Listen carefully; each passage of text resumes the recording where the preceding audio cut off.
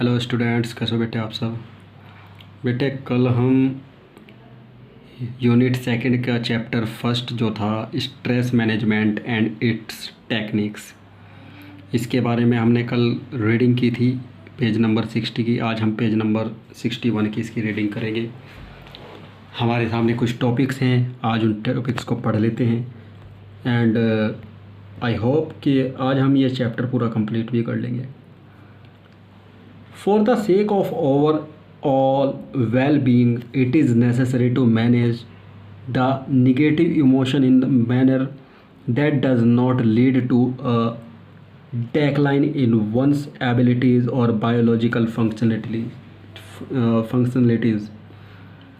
देखिए, stress management का ये मतलब बिल्कुल नहीं है कि किसी को बार बार इतना प्रताड़ित किया जाए और उसे बार बार इतना टॉर्चर किया जाए कि जो उसकी बायोलॉजिकल एबिलिटीज़ हैं, जो उसके वर्किंग स्किल्स हैं, वो ख़त्म हो जाएं या वो इफ़ेक्ट हो जाएं। अब आता है meaning of stress management. Stress management का क्या मीनिंग है? स्ट्रेस को मैनेज करना, कि हम स्ट्रेस को कैसे मैनेज करते हैं, कैसे हम संभालते हैं। देखिए, मैनेजमेंट तो आपको अपनी लाइफ में हर जगह ज़रूरत होती है। स्ट्रेस मैनेजमेंट के बारे में बता दूं कि स्ट्रेस मैनेजमेंट को हम कहते हैं कि आप किस प्रकार समस्याओं का समाधान निकालते हैं, कैसे उन्हें संभालते हैं, प्रॉब्लम्स को कैसे झेलते हैं, वो है आपकी स्ट्रेस मैनेजमेंट। नेक्स्ट है इम्पोर्टेंस ऑफ स्ट्रेस मैनेजमेंट। जो स्ट्रेस मैनेजमेंट है वो क्यों ज़रूरी है। Stress management allow a person to react positively in stressful situation. ये आपको हेल्प करता है स्ट्रेस मैनेजमेंट कि जो बंदा प्रॉब्लम में है, जो समस्याओं में है, वो बुरे समय में भी अपने आप को पॉजिटिव शो करे, निगेटिव ना हो। It provides a way to measure the different levels of stress so that the inflicted person can propose resort to self help or seek help from a professional. कि इस condition के अंदर, इस समस्या के अंदर इंसान अपनी खुद की सहायता कैसे करे, खुद को उस चीज़ को शॉर्ट आउट करे, बाहर निकले। It help to identify distinct stressors which can either be good or bad. They can be self induced or be trigger due to external situation. They can be categorize as.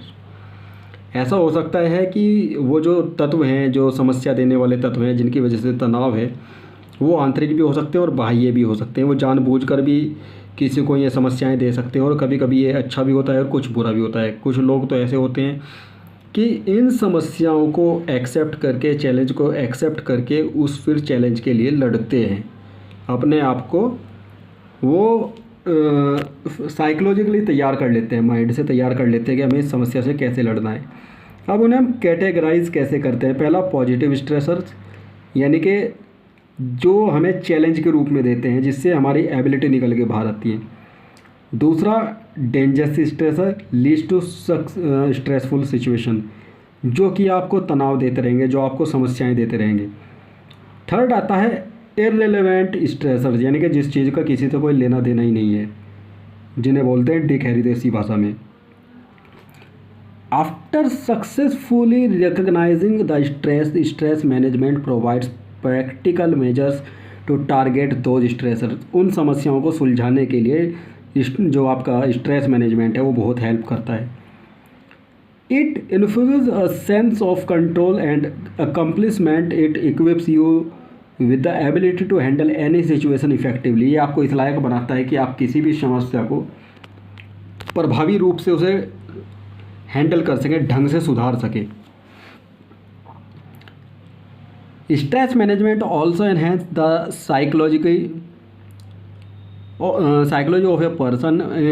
It boosts his immune system and makes him healthy. It emphasizes on a balanced diet, sound sleep and exercise. Thus it helps in bringing a positive change in the outlook and lifestyle of a person। इससे क्या होता है कि इंसान अपनी life को ऐसे ही convert कर लेता है। वो एक्सरसाइज करता है, एक बैलेंस डाइट लेता है, एक संतुलित आहार लेता है, सही नींद लेता है, तो इससे क्या होगा, उसका एक अलग ही पर्सनैलिटी निकल के बाहर आएगी कि उसे किस तरीके से हर कंडीशन को सॉल्यूशन देने में वो हेल्प करेगा। नेक्स्ट है स्ट्रेस मैनेजमेंट टेक्निक। इसकी क्या क्या टेक्निक्स हैं, क्या तरीके हैं। You have read the stress in an automatic response of the nervous system to any threat, challenge or problem. Our body is equipped with a natural fight or flight response in which it reacts spontaneously to protect itself from any unfavorable situation. So we have an inbuilt mechanism with us that safeguards us from external danger. इससे क्या होता है कि जो ये technique है जो stress management की, इससे इंसान अंदर से मजबूत बनता है, जो उसके अंदर के जो मोटिवेशन पावर है वो बढ़ती है, उससे बंदा मोटिवेट होता है। देखिए दो चीज़ें होती हैं, एक होता है मोटिवेट करना, एक होता है इंस्पायर होना। इंस्पायर हम किसी से भी हो सकते हैं, कोई हमें इंस्पायर करता है। मोटिवेट हम सेल्फ मोटिवेट भी हो सकते हैं, हम खुद को इस चीज़ के लिए आगे बढ़ने की प्रेरणा दे सकते हैं कि नहीं हमें ये करना है, we can do it, nothing is impossible. अगर आप किसी चीज़ के लिए सोच लेते हैं तो फिर कोई चीज़ ऐसी नहीं है जो असंभव हो। Stress management technique help to guide the empower individuals to maintain equilibrium, establish their emotions and live a productive life.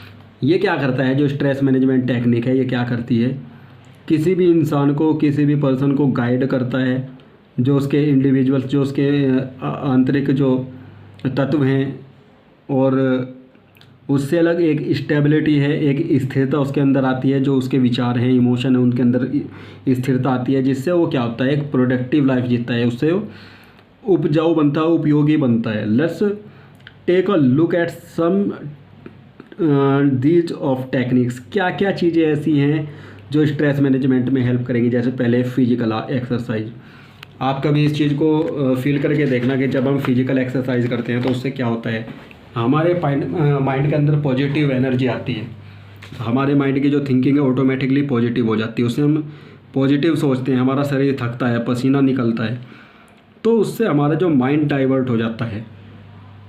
हम क्या करेंगे फिर एक्सरसाइज की वजह से, एक तो फिजिकली फिट रहेंगे, मेंटली फिट रहेंगे। फिर आता है योगा। योगा बहुत अच्छी चीज़ है स्ट्रेस को दूर करने के लिए, जैसे अनुलोम विलोम है, अलग अलग योग हैं। तो उनसे क्या होता है, जैसे जैसे हम योगा अभ्यास करेंगे उससे क्या होगा, उससे हमारे शरीर को एक ऊर्जा मिलती है, हमारा शरीर स्वस्थ रहता है। और जब हम मेडिटेशन करते हैं, देखिए नेक्स्ट जो पॉइंट है वो मेडिटेशन है, ध्यान लगाना।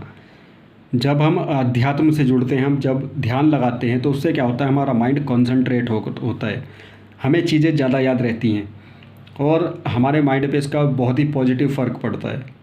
तो मेडिटेशन, योगा, फिजिकल एक्सरसाइज बहुत अच्छी टेक्निक्स हैं जो कि आपके स्ट्रेस को दूर कर सकते हैं। फिर आते हैं vacations with friends and family. आपको अपने मित्रों के साथ, अपने परिवार के साथ छुट्टियां मनाने बाहर जाना चाहिए। उससे क्या होता है, उससे आपको पॉजिटिव एनर्जी मिलती है जब हम अपनों के बीच में रहते हैं। अदरवाइज़ आप डेली वही रूटीन आपका रहेगा तो आप एक ही काम को बार बार करके पक जाएंगे। लेकिन अगर आपको सही एक एटमॉस्फेयर मिलता है, आपको फैमिली मिलती है, फ्रेंड्स मिलते हैं, उनके साथ आप इंजॉय करते हैं, आप वीक में या 15 डेज़ में या मंथली एक ऐसा दिन सेलेक्ट कर ले जिसमें आप अपनी फैमिली के साथ बिताएं, अपनी फैमिली के साथ बैठें, उसमें इंजॉय करें, जो आपका मन करे, चाहे आप कार्टून देखें, गेम खेलें, कुछ भी करें। उससे क्या होता है कि उससे आपका माइंड पॉजिटिव वे में वर्क करना शुरू करता है और आपका स्ट्रेस दूर होता है।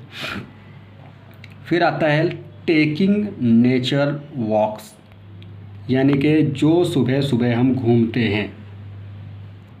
इससे क्या होगा, सुबह सुबह घूमने से हम ताज़ी हवा मिलेगी, वातावरण में हम जब घुलेंगे मिलेंगे, हम प्राकृतिक चीज़ों को देखेंगे, उससे हमें आँखों को भी फ़ायदा मिलता है। अगर हम नंगे पैर घास के ऊपर चलेंगे, हमारी आँखों को बहुत बेनिफिट मिलेगा, ताज़ी हवा मिलेगी, ऑक्सीजन मिलेगी, जो कि हमारे शरीर के लिए बहुत ज़रूरी है।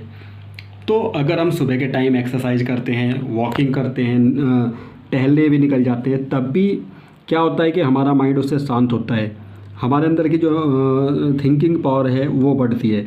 और हमारा जो पॉजिटिव एटीट्यूड है टुवर्ड्स आवर गोल्स, हमारे लक्ष्य के प्रति हमें और ज़्यादा चेतना मिलती है, हम और अच्छे तरीके से काम करते हैं। तो ये चीज़ है कि हम अगर अपना एक शेड्यूल बना लेते हैं कि हमें डेली ये करना है, तो ये आपको स्ट्रेस दूर करने के लिए बहुत हेल्प करेंगे।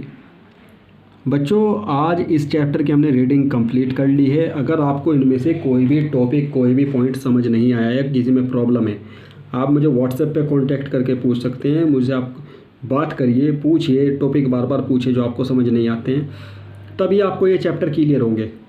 और इस वीडियो को देखने के बाद इस चैप्टर की रीडिंग ज़रूर करें, क्योंकि मैंने आपको जो भी बातें बताई हैं वो आपकी आउट ऑफ सिलेबस नहीं है, वो मैंने आपको सिर्फ़ और सिर्फ बुक से बताई है। तो इस चीज़ का ध्यान रखें कि आप इस वीडियो को ध्यान से देखें, समझें, और अगर आपको कोई प्रॉब्लम आती है तो आप मुझे कंसल्ट करें। तब तक सभी बच्चे अपने घरों में रहें, स्वस्थ रहें, अपना ध्यान रखें। Thank you and have a nice day बच्चों। Take care, bye bye. मिलते हैं नेक्स्ट टर्न पे नेक्स्ट चैप्टर के साथ। Goodbye students.